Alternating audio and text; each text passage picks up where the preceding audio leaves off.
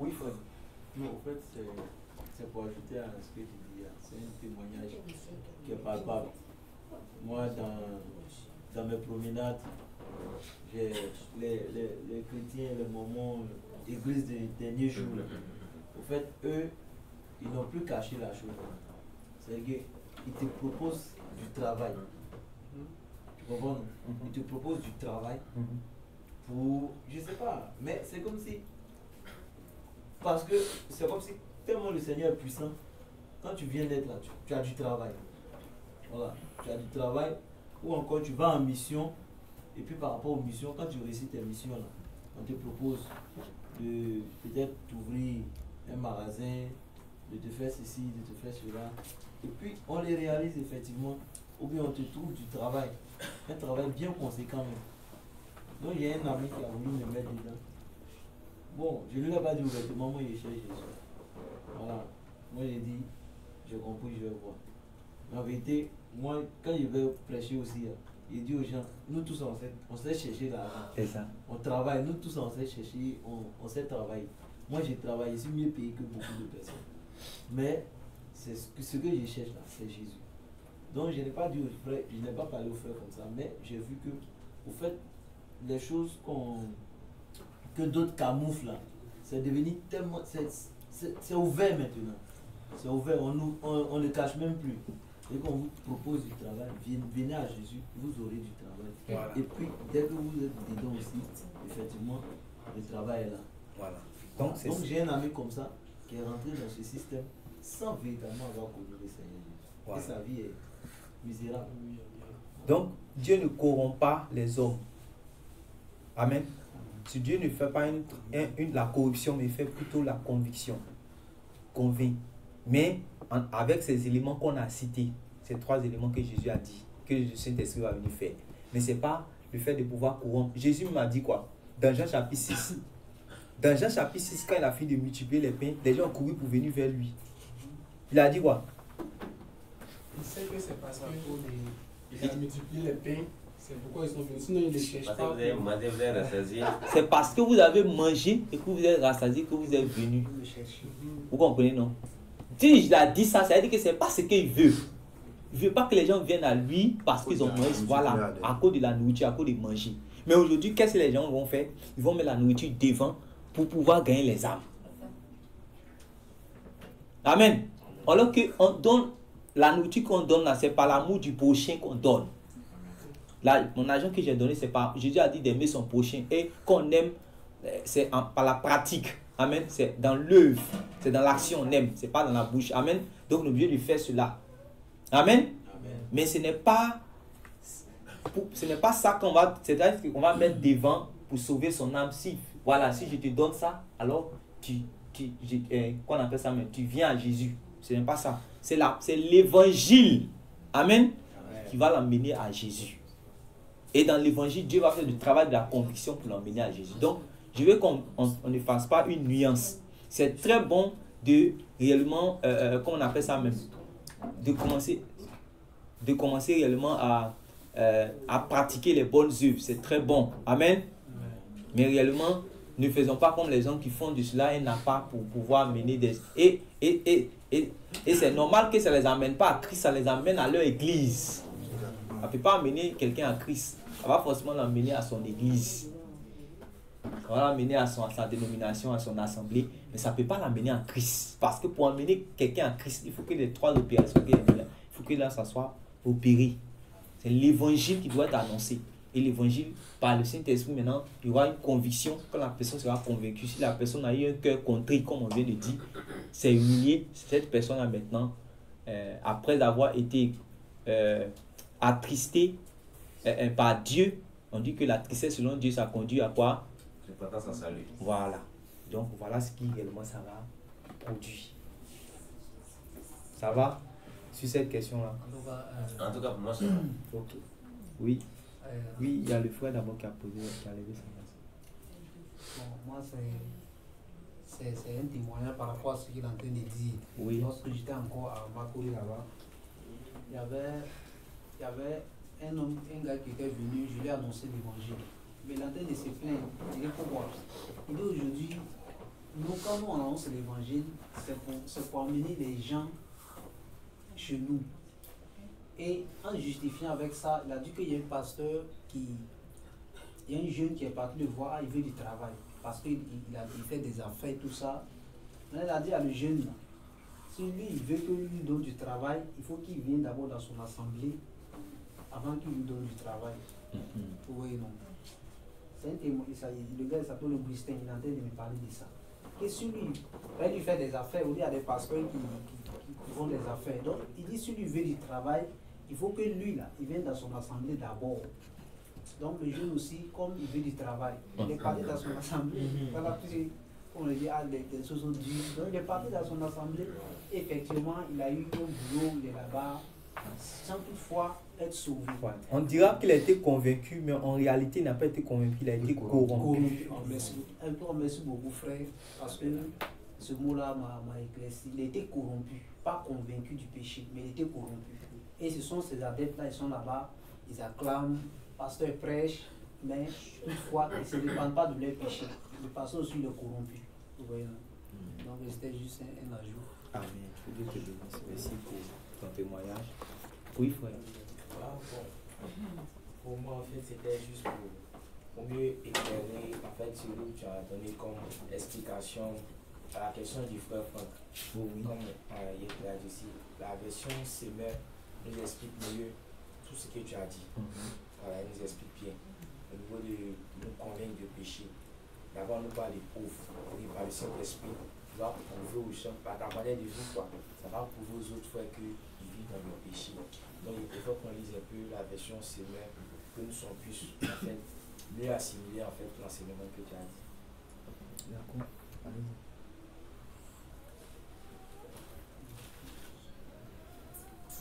Il dit pourtant, Jean chapitre 16, verset 7. Pourtant, c'est la vérité que je vais vous dire. Il vaut mieux pour vous que je m'en aille. En effet, si je ne m'en vais pas, le défenseur ne viendra pas à vous. Mais si je m'en vais, alors je vous l'enverrai. Et quand il sera venu, il prouvera au monde qu'il s'égare au sujet du péché, de ce qui est juste et du jugement de Dieu.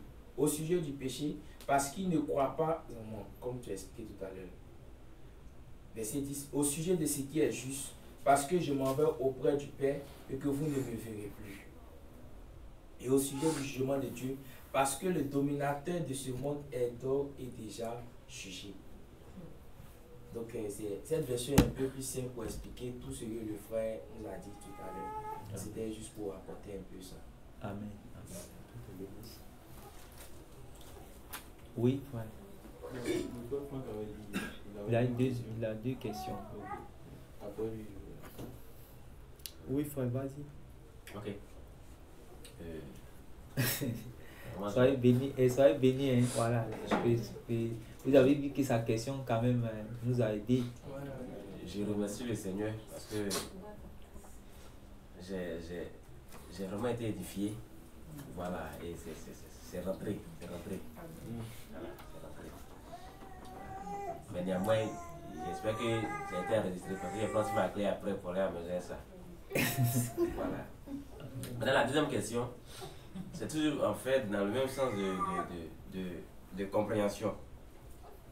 Matthieu chapitre 25. Matthieu chapitre 25. 25. À partir du verset 31. À partir du verset 31. Ok.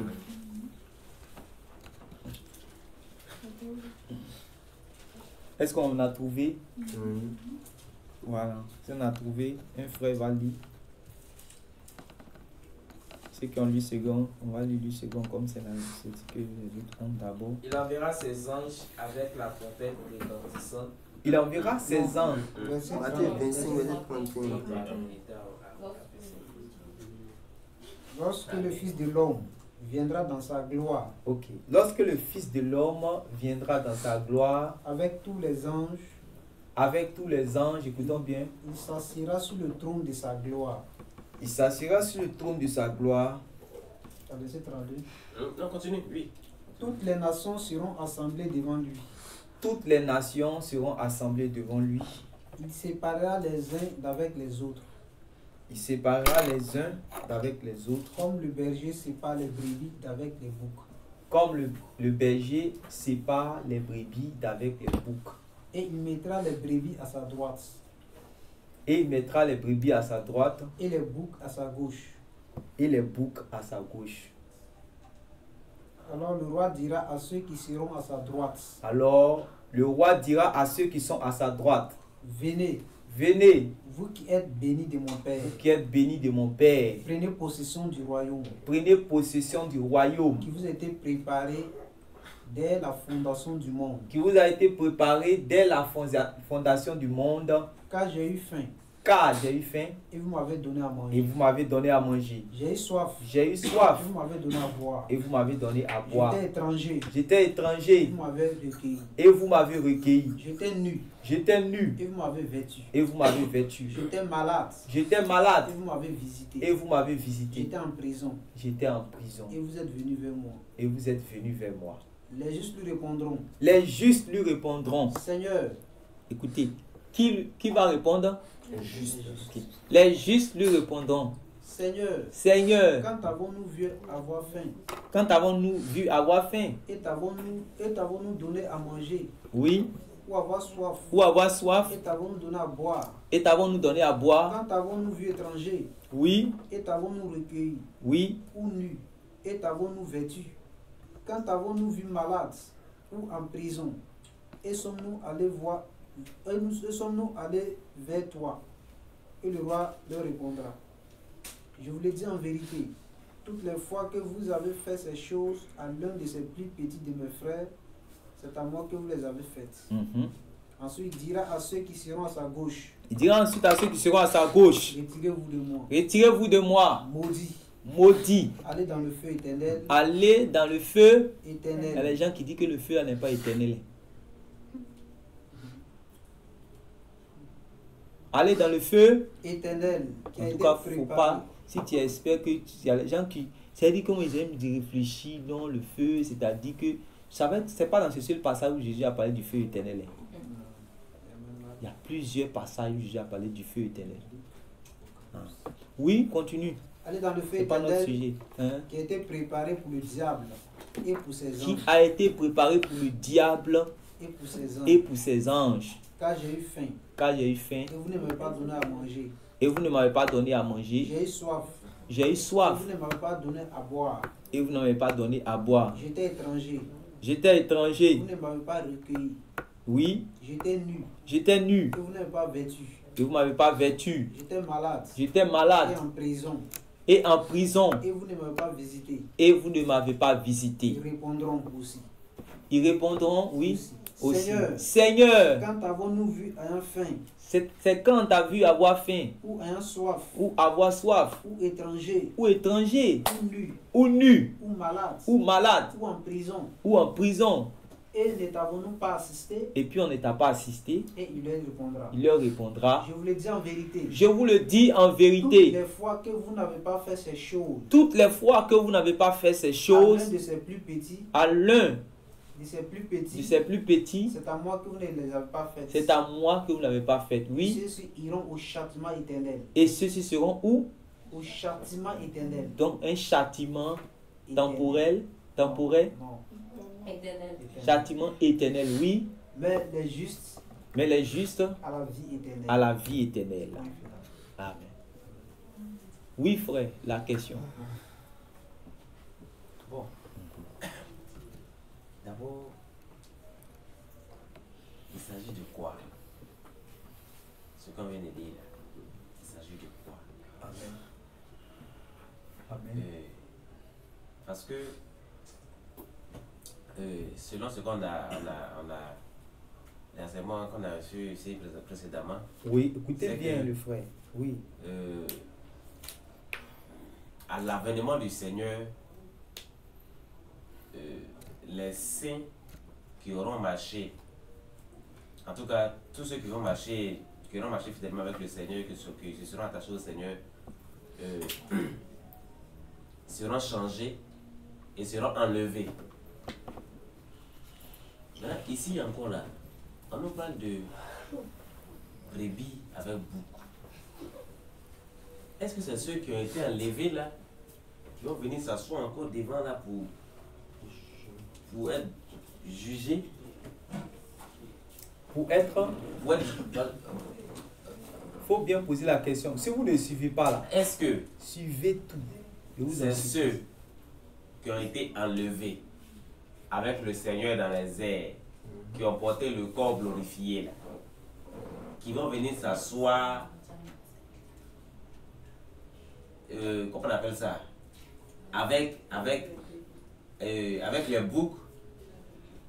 C'est-à-dire qu'ils vont venir s'asseoir avec les nations, puis on va les séparer comme le berger sépare les brebis avec les boucs, ou bien de quelle autre classe, ou bien de qui ça parle ici là. Bon, c'est en lisant, vous pouvez voir. C'est pour ça qu'il a fait exprès de m'arrêter sur certains mots, pour que vous puissiez voir de qui est-ce qu'il est question. Amen. D'abord, il faut savoir que c'est une parabole. Amen. C'est quoi une parabole? C'est quoi les paraboles là? Ça, c'est quoi?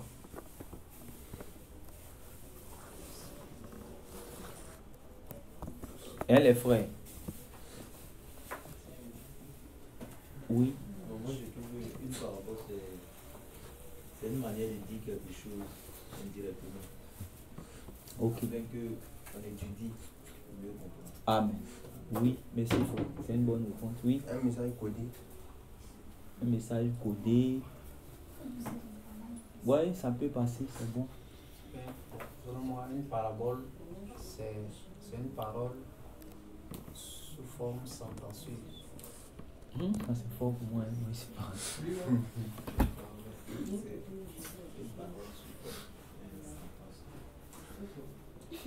Bon, en tout cas, c'est. Oui, il y a quelqu'un qui veut dire quelque chose. En fait, les paraboles. Est-ce que quelqu'un a une autre version? Est-ce que quelqu'un a une autre version? Bon, les paraboles aussi, on appelle ça des énigmes. Des énigmes. Peut-être les énigmes, là, c'est quoi? C'est une devinette, je suis caché. Des paroles imagées. Imagé. Donc, oui, si c'est imagé, ça veut dire quoi? Oui, la soeur, si tu as une autre version pour voir. Parabole là-bas, ils ont écrit quoi? Au lieu des paraboles, ils ont écrit quoi? C'est-à-dire que commence à partir où le Seigneur va commencer à parler de Matthieu. Quand le Fils de l'homme viendra dans sa Non. gloire. Commence. Là, il n'y a pas de rapport. Allez-y. Non, ici, il n'y a pas de rapport. C'est-à-dire que ici, tu dois comprendre que c'est une part. Tout ce qu'il est en train de dire ici, là, commence à partir du moment où il va commencer à parler même de la parabole. Commence à partir du moment. Parce que, en fait, tout ce qu'il est en train de raconter ici, Verset 1er, chapitre 25, verset 1er. après ça, il y a eu quoi encore?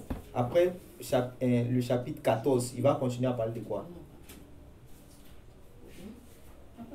Le maître qui a donné des talents à ses serviteurs. C'est quoi? Bon, ça, c'est pas rapport. Hein? Parabole. C'est parabole, là-bas, ils ont mis quoi? Oui, parabole des talents. C'est quoi? Ils ont mis sur quoi, toi? Matthieu 25, 14. Quand on a cette parabole des talents, On parle du titre qui a. Quand ils ont mis l'histoire des trois serviteurs.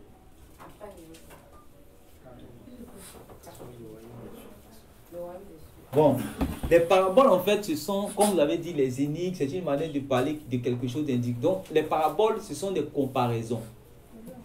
Ce sont des images, comme le frère dit, ce sont des comparaisons. Amen.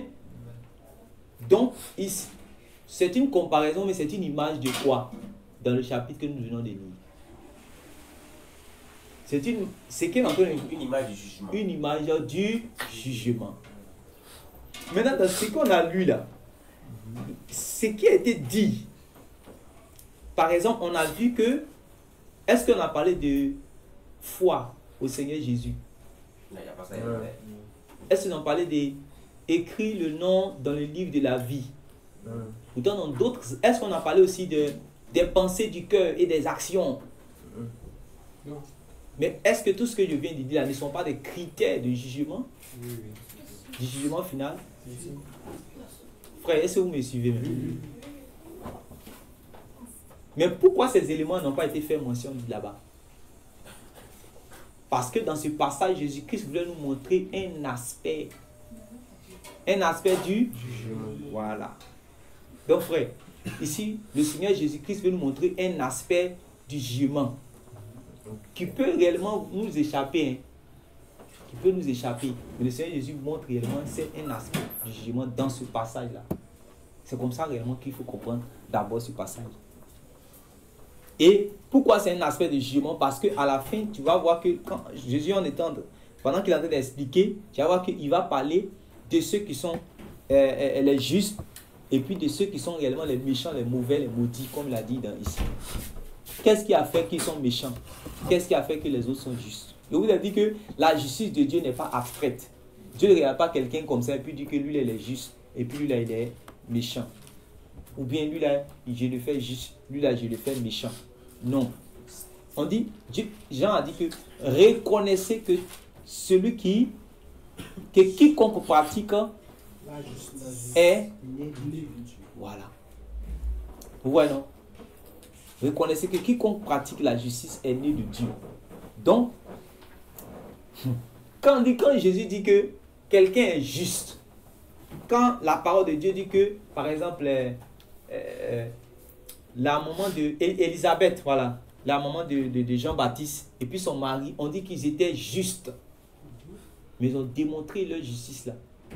C'est-à-dire que dès qu'on dit qu'ils étaient justes, on a expliqué comment ils étaient justes. Amen. Vous avez déjà lu cela, non? C'est-à-dire qu'ils ont, ils ont obéi à tout ce que le Seigneur Jésus les avait commandé, à tout ce que Dieu les avait commandé dans sa parole. Ils appliquaient fidèlement. Donc c'est ça qui a prouvé leur justice. On n'est pas juste par la bouche dans l'alliance de Dieu. Ça se prouve. Donc Jésus veut montrer, quand il a parlé d'ici les justes là, ce qui a prouvé, l'un des aspects qui a prouvé leur justice, c'est ça que Jésus vient de détailler ici.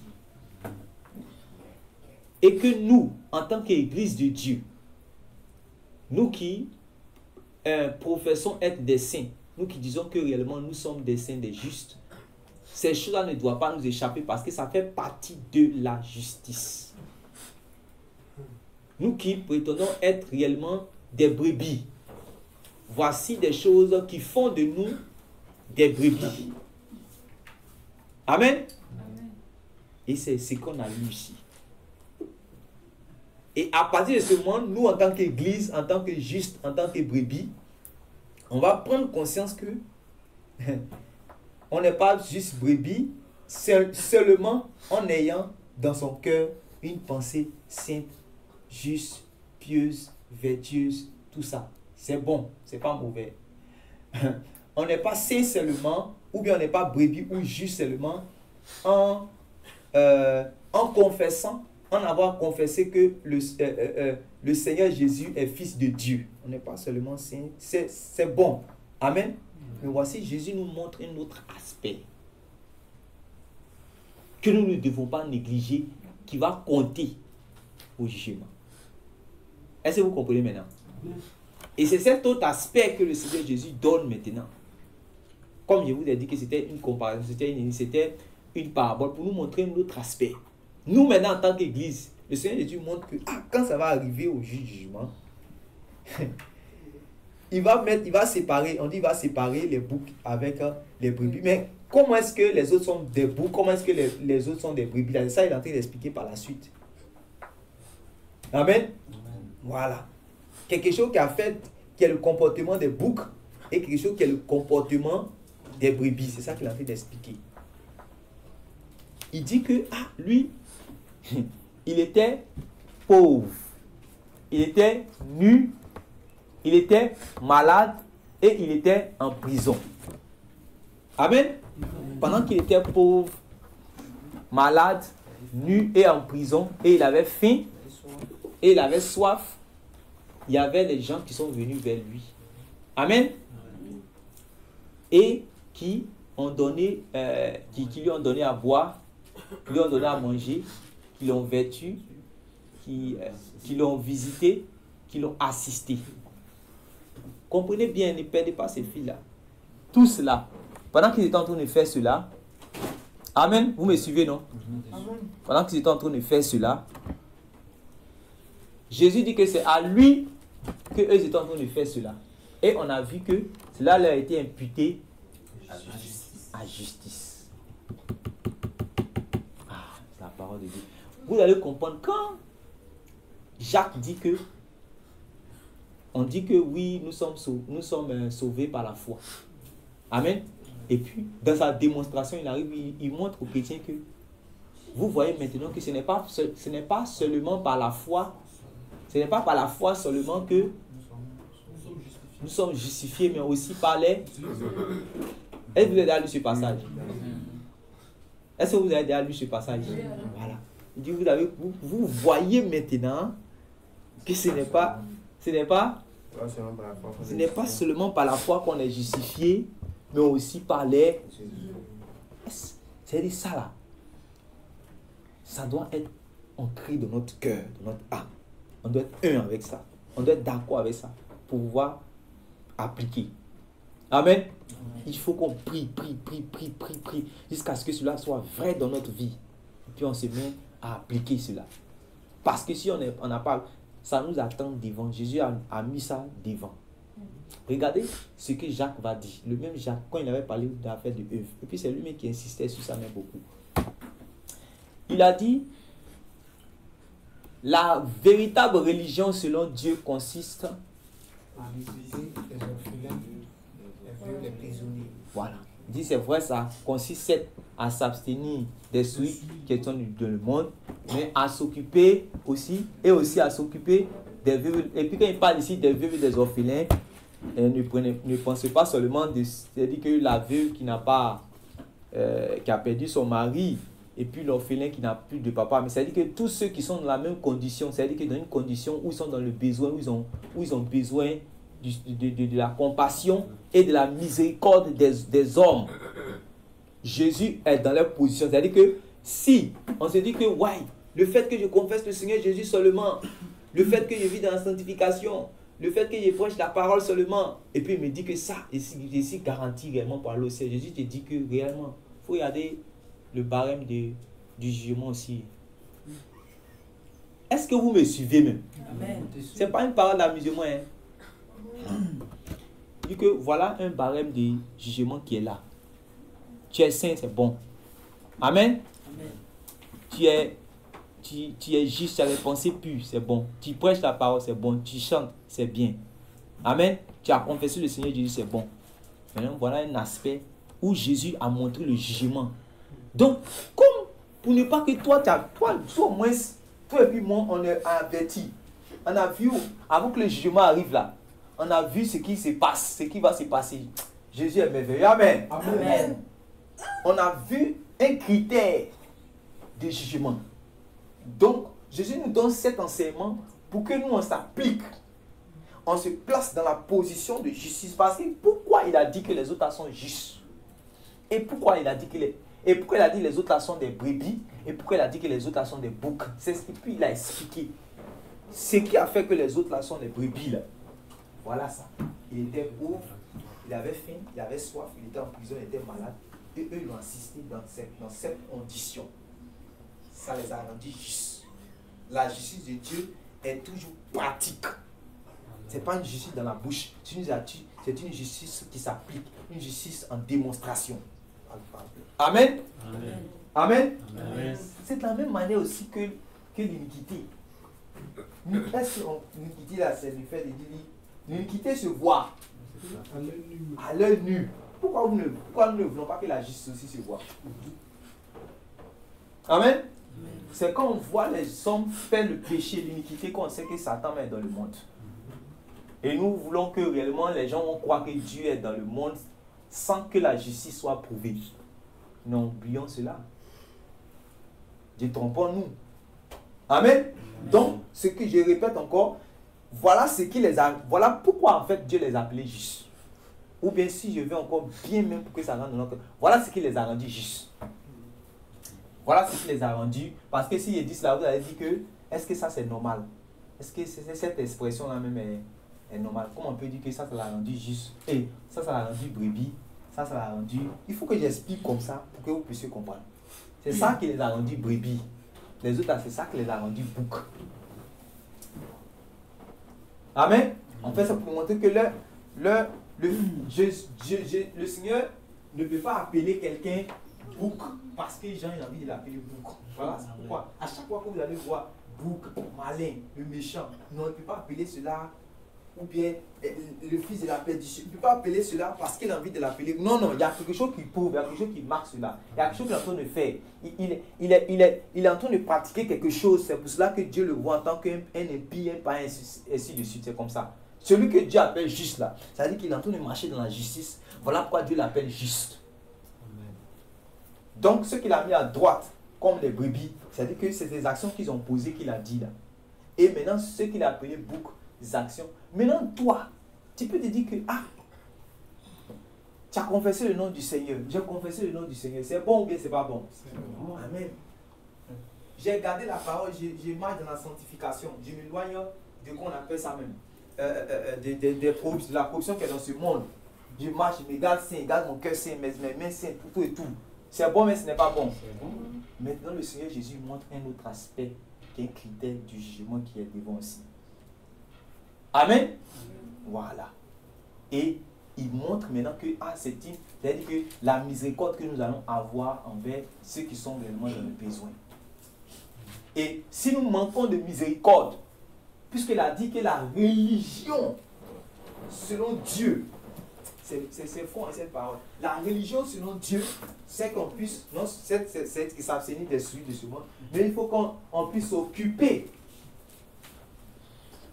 Regardez quand l'apôtre Paul et puis Pierre, et l'apôtre Paul maintenant va dire que le Seigneur, Dieu a fait de Pierre l'apôtre des Juifs et il a fait de lui l'apôtre des nations. Amen. Après il va dire quoi par la suite? Pour ceux qui ont déjà lu.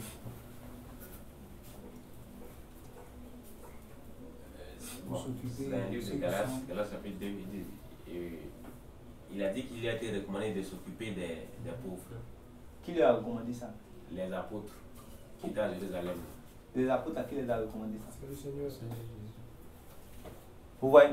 Ils ont été recommandés. C'est-à-dire que c'est ce que Dieu veut. Ça fait partie de la vie chrétienne.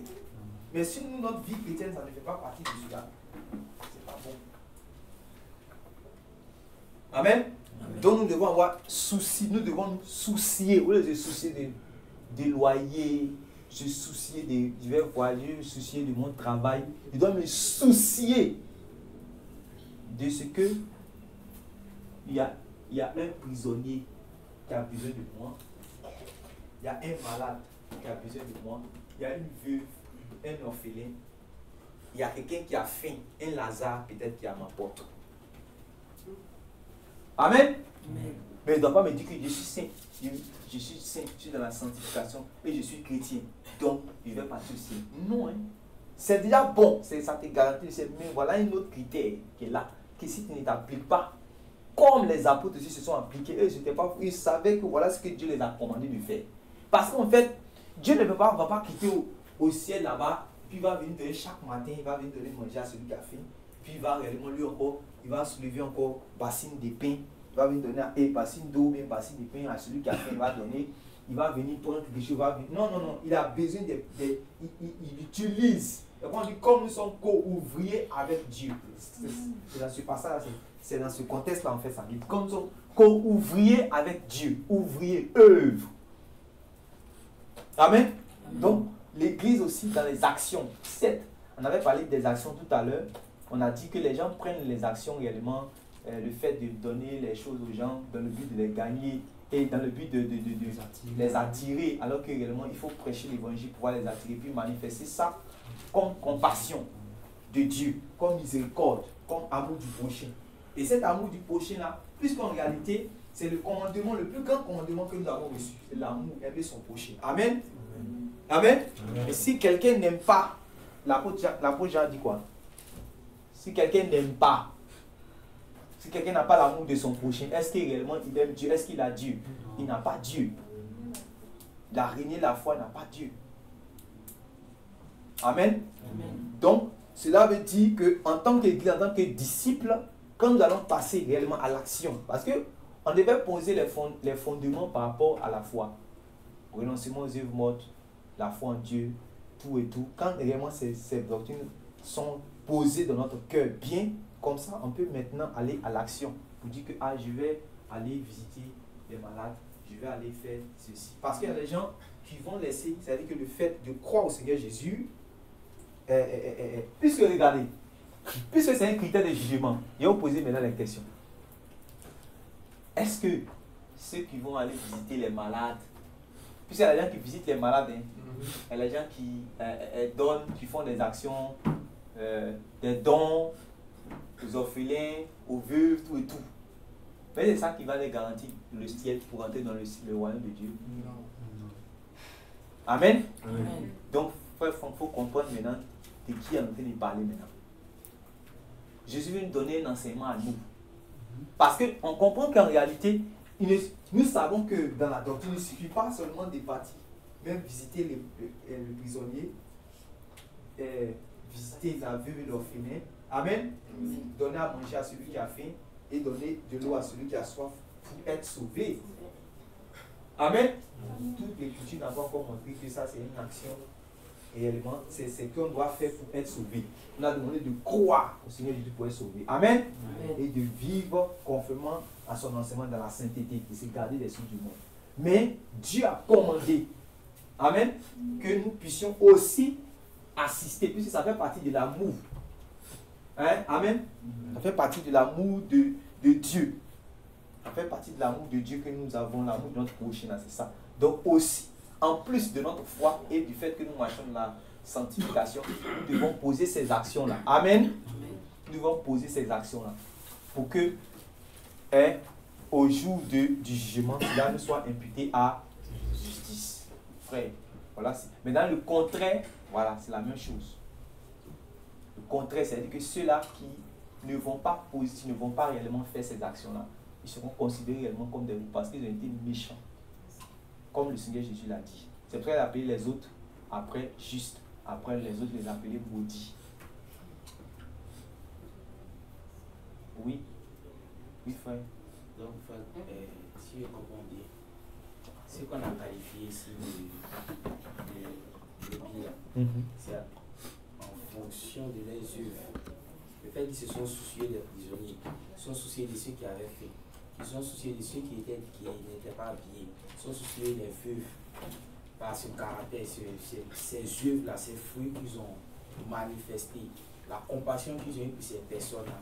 C'est par rapport à ça on les a qualifiés de brebis. Amen. Et les autres, on les a qualifiés de boucs parce que ces personnes ont été proches d'eux, mais ils les ont ignorés, ils ne leur ont pas rendu visite, ils n'ont pas, ils n'ont pas manifesté de bonnes œuvres. Maintenant, si on comprend bien encore parler un peu devant là-bas, l'apôtre Jacques dit dans le livre de Jacques chapitre 2 qu'en fait, montre-moi même la foi, c'est les yeux.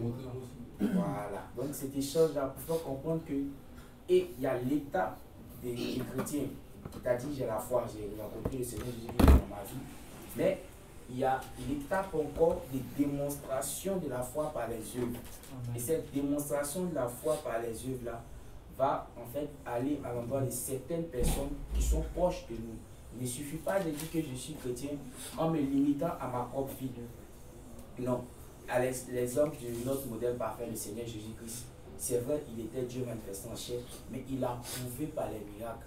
Il a prouvé par l'évangile. Il dit que, comme il le dit, il n'y a pas de plus grand amour que de donner sa vie pour ses amis, pour prouver que quand nous avons la foi, il faut considérer le prochain aussi. Car en lui aussi, il y a l'esprit de Dieu, même s'il n'y a pas de nouveau, mais comme comme on appelle, le Saint Salomon, l'esprit de tout le monde est tout à Dieu. Donc, voilà comment en fait, j'ai compris, et véritablement pour comment ça s'appelle là, pour compléter un peu ce que vous avez dit, en semaine, j'étais en train d'étudier sur, comment on appelle ça, le cœur pur. On dirait le cœur pur quand ils verront Dieu. J'étais en train de parler là-dessus. Et j'avais compris que c'était des conditions cumulatives, c'est-à-dire que c'était des conditions qu'on devait venir ensemble. S'il manquait un, on ne pouvait pas aller au royaume des cieux. Il y avait le fait d'avoir le cœur pur, le fait d'avoir Jésus-Christ, la sanctification et la paix. Il y avait la nécessité aussi d'avoir la paix. Et puis il y avait aussi les yeux dont vous avez cité tout à l'heure. Parce que Et c'est tout à l'heure, quand tu es revenu là-dessus, j'ai compris qu'en fait, cette semaine-là, le Seigneur vient me faire comprendre ça aussi. Que ces mentions-là sont vraiment importantes dans nos vies. Il ne faut pas négliger on dit non, bon, je suis sauvé, je rends visite au sang, je fais évangélisation, tout ça. Tu finis tout et ton cœur est ça. Ça aussi, c'est une condition qui va te faire rater aussi le royaume des cieux. Et également, tu peux tout faire aussi, mais tu n'es pas en paix avec certains de tes voisins. Ça aussi peut te faire manquer. Donc c'était juste pour... Ah, c'est très bien. Amen. Amen. Amen. Commencez à comprendre les choses maintenant. Donc, Donc voilà un peu, voilà de quoi il est question dans ce passage-là, chers frères. Voilà. Et par la grâce de Dieu, comme j'ai dit là, il fallait poser les pions, les choses de manière ordonnée, afin que ça puisse, on puisse être efficace, utile, en tout cas dans l'œuvre qu'on est en train de faire. C'est-à-dire qu'on puisse bien faire le travail. Amen. Comme le frère l'a dit, puisque les choses sont cumulatives. C'est-à-dire que si quelqu'un a un cœur noir, il vit dans le mal, ça sert à quoi de venir aller visiter les vœux pour dire que oui, c'est ça qui va faire pour plaire à Dieu. Non, il faut réellement que d'abord, il soit régénéré. Amen. Il faut qu'il soit né de nouveau. Il faut qu'il vive saintement. Et puis maintenant, il faut qu'il aussi fasse réellement ces actions-là qui plaisent à Dieu. Amen. Voilà. Donc voilà un peu la réponse par rapport à la question du frère. Ça va? Attends, je ne sais pas si ça va. Oui, l'explication ça va. Maintenant, en fait, ma question même là, il y a quelque chose que je comprends pas. Puisque si on dit que cette parabole-là, ça se réfère au jugement. Parce que selon ce qu'on a appris, c'est que ceux que à l'avènement du Seigneur qui a été enlevé, on dit des trônes leur furent donnés. Il s'assit sur des trônes, il leur fut donné le pouvoir de juger. Maintenant, bon, là on parle de jugement. Donc, est-ce que c'est ceux qui vont s'asseoir sur les trônes pour juger là? Quand on finit de juger là, après ils vont s'asseoir pour qu'on les juge? Ou bien... En fait, c'est un peu... Il faut bien le texte, c'était dit, c'est un aspect du jugement, il faut bien... Oui, il faut dire... Essaye de peu expliquer. Ok, vas-y. On va prendre. Sinon, c'est une fois Esma a dit que quand il lit le passage, il ne peut pas se passer comme le Seigneur défend un jugement. Comme le Seigneur nous prévenir que si nous ne nous occupons pas des veuves des orphelins, nous pouvons rater l'enlèvement. Quand on lit ce passage, c'est comme ça que nous allons voir la chose. Nous devons avoir en tête que si nous ne nous occupons pas des veuves des orphelins, nous pouvons être disqualifiés de l'enlèvement. Non, ce n'est pas que le Seigneur te fait un jugement ici pour dire que toi tu vas partir au paradis, toi tu vas partir en enfer. Non, c'est pas ça. C'est-à-dire que pour avoir cette couronne-là, qui est au ciel là, si tu ne t'occupes pas du pauvre là, tu peux échapper à ça. Donc c'est ce que le Seigneur veut nous faire voir dans ce passage. Qu'est-ce que j'ai dit? Oui, il faut être CDP. Le frère Franck, lui, en fait, n'est pas trop préoccupé au fait, je sais pas ça qui importe le plus, quoi. De donner aux vœux, les orphelins, les enfants, lui, il est d'accord avec ça. Mais il voulait comprendre que quand Dieu va finir de juger, là, c'est sur la terre ici, on va rester, ou bien si c'est en haut, là. C'est ça, on le fait. Non, en fait, il veut savoir, c'est pas, parce que sa question n'est pas encore bien répondue. C'est pas de ce côté-là même. Parce que dans l'Apocalypse, la dernière fois, on a lu ici. Il ne faut pas confondre Apocalypse avec ça. Puisque ici, il y a une parabole. Ici, il y a une parabole. Et puis, c'est un aspect. Et il te dit que, est-ce qu'on rentre au ciel juste parce qu'on fait ces œuvres-là? Mais Jésus te montre un aspect de ce qui nous permet aussi de rentrer. C'est ça qu'il a donné ici. C'est pour ça que c'est une parabole. Parce qu'on ne peut pas dire que quelqu'un va rentrer dans le royaume de Dieu simplement parce que réellement il a donné son argent à ceux qui étaient pauvres. Parce qu'on sait que On dit que c'est celui qui croit en l'évangile, qui croit au Seigneur Jésus et qui s'est fait baptiser, qui sera sauvé. Vous comprenez? Donc, nous, quel est l'enseignement que nous, ça nous donne? C'est ça qu'il est en train de donner ici. Amen. Maintenant, quant aux positions de quoi, je ne sais pas si c'est à partir de quel passage qui te dérange. Commence à partir du passage où réellement ils puissent comprendre, pour qu'ils puissent voir un peu, pour qu'on puisse voir. Oui. Bon, lisons le verset 31 d'abord. C'est là-bas que ça a commencé. Matthieu 25, verset 31. Lorsque le Fils de l'homme viendra dans sa gloire, avec tous les anges, il s'assiera sur le trône de sa gloire. Et continue. Toutes les nations seront assemblées devant lui. Il assemblera les uns avec les autres, comme le berger il séparera les uns avec les autres, comme le berger sépare les brebis d'avec les boucs. Non, il faut continuer. Faut continuer d'abord. Et il mettra les brebis à sa droite et les boucs à sa gauche. Maintenant, ici, là, est-ce que tu as vu les... Continue d'abord. Alors le roi dira à ceux qui seront à sa droite, venez, vous qui êtes bénis de mon Père, prenez possession du royaume qui vous a été préparé oui. dès la fondation du monde. Car j'ai eu faim, vous m'avez donné à manger. On peut s'arrêter là. Maintenant, toi, c'est essayer de comparer un autre verset avec ce verset-là pour mettre ensemble. Voilà pourquoi ça a été une confusion pour toi. Parce que tu essaies de dire non, il y aura les trônes à sa gauche et il y aura déjà les trônes. Ok, sinon, même pas parler de ça. C'est vrai dire que, en fait, ce que Jésus n'a pas dit, c'est-à-dire que ne se sont pas. Ici, là, par exemple, dans la question où il a dit qu'il y a une confusion, c'est le fait que dit que, le frère a dit que, encore ceux qui sont déjà assis, déjà, quand le Seigneur Jésus va venir, il y a déjà des trônes. Est-ce que dans le passage, vous avez vu cela? Je ne sais pas s'il me fait comprendre. Est-ce qu'il a dit que le Seigneur passe dans un autre verset, par exemple, dans Matthieu chapitre 27, c'est ça, non? Oui, Matthieu chapitre 19, verset 27 là-bas, on dit que quand le Fils de l'homme viendra au renouvellement de toutes choses, il va s'asseoir, il y aura 12 trônes, ça n'a rien à voir avec ce passage-là. Ici, ce passage, ça c'est un aspect du jugement que le Seigneur est en train de montrer. Et il a dit que c'est les brebis là même il a séparé. C'est-à-dire que ceux qui sont les justes et puis ceux qui sont les comment on appelle ça même, les injustes. Ceux qui sont les justes, il les a fait rentrer. Ceux qui sont justes, il les a fait rentrer. Ceux qui sont injustes, il les a jetés dans la justice. C'est le jugement. C'est simple. C'est simple, voilà. Le jugement, c'est pas une affaire de qu'on appelle ça même. Qu'on appelle ça même de trône.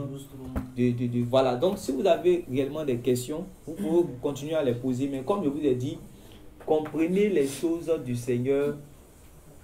Par exemple, quand on avait pris Matthieu chapitre 25, la dernière fois, ça a créé confusion. Il dit quoi? Matthieu chapitre 25, quand on lit, on dit le Seigneur a fait rentrer les vierges sages, il a fermé la porte. Les vierges folles sont revenues, elles ont dit Seigneur, Seigneur, elles n'ont pas rentré. Le Seigneur a dit, retirez-vous de moi, je ne vous connais pas. Dès que, après ça, le Seigneur a dit, veillez et priez pour ne pas que ce jour-là, ça vous surprenne, vous tombez dans la tentation. Veillez pour que ce jour-là, réellement, vous ne soyez pas surpris. Amen.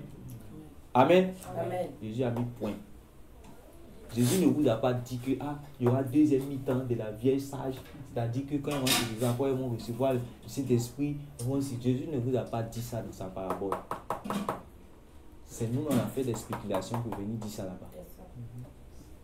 Donc, ce que Jésus a expliqué, quand il finit d'expliquer, c'est ça on prend. Ce qu'il n'a pas expliqué, on laisse. Ce qu'il a expliqué, c'est ça on prend. Ce qu'on n'a pas expliqué, on laisse. Et quand on commence à comprendre ça, ça commence à être un peu clair. Mais quand on commence à faire des spéculations, c'est comme par exemple, ce que l'apôtre Paul avait dit aux chrétiens de Thessalonique, quand on leur disant que vous savez ce qui l'empêche, lorsque ce qui l'empêche sera écarté, ou bien pourrait disparaître, dans d'autres versions, on dit ce qui l'empêche sera écarté, alors il va apparaître maintenant.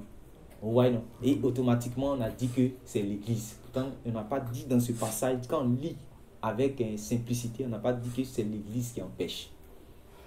Vous comprenez? Et c'est à partir de ça que certains frères disent que bon, et que c'est l'église qui empêche. Vous comprenez, non? C'est l'église qui empêche. Pourtant, dans le passage là, il n'a pas dit que c'est l'église qui empêche. Donc, par rapport à ce qu'ils ont dit que c'est l'église qui empêche, dire donc ça veut dire que, comment on appelle ça même? L'église, comment on appelle ça même? Il y aura la tribulation, tout ça, ça n'est pas le bataille de l'église, et ainsi de suite. Bon, le frère n'était pas là, ça va être quelque chose de nouveau encore pour lui. En tout cas, peut-être je te conseiller de peut-être après aller écouter également l'enseignement. Mais ou bien après, si tu peux passer à la maison, ou bien on peut voir qu'on puisse échanger sur ces questions parce que c'est très essentiel par rapport aussi au salut. On a parlé réellement de ces choses-là. Voilà, parce qu'on a montré avec évidence des passages qui montrent que réellement on dit il faut qu'on ait vu paraître l'impie. Il faut qu'on ait vu, c'est-à-dire qu'il parle à ceux qui sont devant lui, et puis ceux qui sont devant lui sont les chrétiens, et il montre à ceux qui sont devant lui sont l'église, et puis il faut qu'on ait vu. Dans le on là, c'est qui? Le on ne peut pas être les païens. C'est à ceux qui connaissent réellement, ceux qui connaissent les choses de Dieu là, c'est à eux qui dit qu'il faut qu'on ait vu. Il ne peut pas dire, si c'était le monde là, il allait dire qu'il faut il dit qu'il faut qu'on ait vu ceux qui sont devant lui, qui ont la foi, les chrétiens, il dit qu'il faut qu'on ait vu paraître. Or, on a dit que l'apparition de ce dernier sera, en fait, il ne va pas paraître juste, il va paraître, c'est ces actions qui vont montrer que réellement il est là. Quand il va paraître, voilà ce qui va se passer. On dit qu'il y aura l'apostasie, il y aura la séduction, il y aura les blasphèmes et il y aura la persécution. Il ne peut pas persécuter ce qui est à lui. Le diable n'a jamais persécuté ce qui est. Le diable séduit les hommes. Amen. Il persécute les chrétiens. Comme il ne peut pas les séduire, les vrais chrétiens, là, comme il sait qu'il ne peut pas les séduire, il les persécute. Si vous lisez dans Apocalypse chapitre 12, verset 11, on dit l'accusateur des frères. Avant de dire l'accusateur, on a montré que d'abord, il a séduit toute la terre. Vous avez remarqué dans le verset, non? Il a séduit toute la terre. Mais les frères, il ne peut pas les séduire. Il n'est pas le séducteur des frères. C'est-à-dire qu'il est saint. Il ne peut pas séduire. Il n'a pas les véritables enfants de Dieu, ceux qui ont gardé fidèlement les vainqueurs. Il n'a pas arrivé à les séduire. Comme il sait qu'il ne peut pas les séduire, il les accuse, il les persécute. Voilà le travail qui réellement est fait. Amen. Voilà. Pour que lui fasse son travail réellement de persécuter, il faut qu'il y ait des gens qui lui désobéissent. Et on va voir qu'à la fin, quand ils vont imposer réellement ces marques-là, ces choses-là, les saints là vont dire non, qu'ils ne veulent pas. Amen. Et réellement, comme ils ne vont pas accepter de lui obéir, automatiquement, le prophète Daniel, et puis également tout, et puis même dans l'Apocalypse, l'apôtre Jean dit qu'il leur fera la guerre et il va les vaincre. Mais on a dit qu'ici, il va faire la guerre et il va les vaincre. En fait, c'est le fait qu'il puisse réellement il a dit qu'il les mettre à mort, c'est-à-dire qu'il les tuer physiquement. Mais oh, Jésus a dit quoi? Dans Marc et Matthieu, il a dit dans Matthieu qu'en réalité, de ne pas avoir peur de ceux qui tuent. Voilà. Mais qui ne peut rien faire à l'âme. Jésus nous a déjà averti. Il y a des gens qui tuent le corps. Mais il dit que nous, en tant qu'église, de ne pas avoir peur. Nous, dès qu'on entend tout le monde, on entend mort là, ça nous fait peur. Ok, Jésus a dit que n'ayez pas peur de ceux qui tuent le corps. Amen. Ceux qui tuent le corps là, c'est parce qu'en réalité, nous ne sommes pas ceux qui tuent le corps. Il est en train de parler du corps des chrétiens. C'est-à-dire que des enfants de Dieu ne pas entrer. Il dit de ne pas craindre ceux-là. Amen. Il ne pas craindre les païens qui cherchent à tuer le corps des chrétiens. C'est ce qu'il est en train de dire. Mais nous devons craindre Dieu, parce que Dieu, lui, a la capacité de faire périr l'âme et le corps même dans la géhenne. C'est lui que nous devons craindre. Donc le chrétien n'a pas peur en réalité de la mort. Amen. Amen. Le chrétien, on a déjà dit mais la dernière fois que la mort ne peut pas, Jésus a dit ni la vie, ni les persécutions, ni la mort ne pourront nous séparer de l'amour de Dieu manifesté en Jésus-Christ. Amen. Donc, ne voyons pas le côté des gens, la mort, voyons. Et puis on va voir cela comme étant quelque chose, une fatalité. L'Église a vaincu la mort. Jésus-Christ a dit, tu es pierre, cette pierre, je bâtirai mon Église contre laquelle même la mort ne pourra rien. Amen. Voilà. Donc, c'était une parenthèse pour nous dire quoi? Nous dire quoi? Il ne faudrait pas, comment on appelle ça même? Il faut respecter les silences des Écritures. Quand l'Écriture s'arrête, si tel point, il ne faut pas réellement vouloir dire ce que ça veut dire. La dernière fois, j'ai vu un frère qui, avec beaucoup de zèle, était en train de dire que Jésus n'a pas marché sur les eaux. Que vous êtes là seulement, Jésus a marché sur les eaux sans bateau. Vous-même vous chantez, c'est quel faux cantique vous chantez ça? Jésus a marché sur les eaux sans bateau. Jésus a marché sur les eaux sans bateau. Il veut donner révélation de là que sur l'eau, la mer là, ce n'est pas sur la mer que, ce n'est pas sur l'eau que Jésus a marché. Voilà, il veut donner, c'est-à-dire l'eau physique là. Ce n'est pas sur l'eau physique là que Jésus a marché. Vous comprenez? Il veut donner révélation parce que souvent, tu peux lire les Écritures, tu vas voir que souvent tu lis les Écritures, les eaux symbolisent quelque chose, symbolisent la parole par exemple. Maintenant, est-ce que là où Jésus a marché sur les eaux là, est-ce que les eaux là ça symbolise la parole ici? Vous voyez, non? Mais on veut forcément donner une révélation que là où il n'y a pas de révélation. Donc il a dit au frère, publiquement il a dit au frère, mais frère, c'est vrai que tu veux expliquer telle chose, mais ici là, Jésus a marché sur les eaux. Tu vas envoyer débat où il n'y a pas de débat. Jésus a marché sur les eaux. Tu dis Jésus n'a pas. Donc c'est comme si tu es en train de contester le miracle de Jésus. Parce que c'était un miracle. Le fait qu'il puisse marcher sur les eaux, c'était un miracle qu'il a fait. Le fait qu'il ne disait pas sur les eaux qu'il a marché, ce n'est pas l'eau physique, ce n'est pas ça pour attirer, pour que les gens puissent savoir que tu as une révélation. Non, ne faisons pas ça. Ce qui est simple là, croyons ça simplement. Ne jugeons pas réellement où il y a. La dernière fois, j'ai écouté un vidéo que le frère Franck m'a envoyé de la part d'un bien-aimé frère réellement qui a dit des choses où il a dit non, c'est-à-dire qu'on parle des morts, qu'on parle du séjour des morts, il a dit des choses même, vraiment, c'est ça, parce qu'on ne veut pas croire la parole de Dieu réellement, simplement. On ne veut pas croire, apprenons à croire, c'est-à-dire que les choses de la parole de Dieu, il y a beaucoup de choses qui sont, c'est-à-dire simples, si on lit de manière littérale, seulement on peut comprendre. Voilà. Comme le premier jour que notamment vous êtes venu dans la foi, les choses que vous avez compris simplement, c'est le Saint-Esprit qui vous a aidé à comprendre ça simplement. Comprenez les choses simplement, vous allez voir que c'est facile. Et quand c'est facile, les gens disent non, c'est trop facile. Pourquoi c'est trop facile comme ça à comprendre? Mais c'est le Saint-Esprit qui t'aide à comprendre simplement comme un enfant. Voilà. Donc, apprenons réellement à comprendre cela, ces choses-là, comme des enfants. Et puis réellement le Saint-Esprit, voilà. Ce qu'on ne comprend pas, on attend que le Saint-Esprit nous révèle. Amen. On ne peut pas tout connaître, nous connaissons partie. Amen. Ce qu'on ne comprend pas, on attend que le Saint-Esprit réellement nous révèle. Voilà. Donc frère Franck, que Dieu te bénisse. Amen. Donc là-bas, le Seigneur Jésus n'a pas parlé il y a les trônes à côté de lui, des gens sont assis, sont en train de juger d'autres personnes, pendant que, est-ce que c'est eux-mêmes qui se jugent ou bien Jésus n'a pas parlé de tout ça, il a montré l'aspect du jugement. Et on a vu que pendant qu'il parlait, il a dit le Fils va venir dans sa gloire et les anges avec lui. Et il a montré réellement comment les choses réellement vont se passer. Et si tu prends même, donc presque toutes les paraboles, il a parlé du royaume, ça a été comme ça. La parabole de fumier aussi, il a parlé, c'est la même chose. Il dit qu'on va lancer le poisson, mais ça va prendre tous les poissons. Il va dire que les pécheurs sont venus. Les pécheurs en fait sont les anges là. Vous savez qu'ils vont enlever, ils vont trier ce qui est bon, ils vont garder le reste, ils vont jeter. C'est en fait le jugement dans une parole comme ça. Même chose aussi, où il a parlé d'affaire de grenier. Ils vont prendre ce qui est bonne graine, ils vont mettre ça dans le grenier, ce qui est la paille, ils vont mettre ça et puis ils vont mettre le feu dedans. Tout ça, c'est le jugement qu'il a fait de parler. Amen. Il y a beaucoup d'autres paraboles, peut-être par la grâce de Dieu, une prochaine fois, on pourra étudier sur ces choses.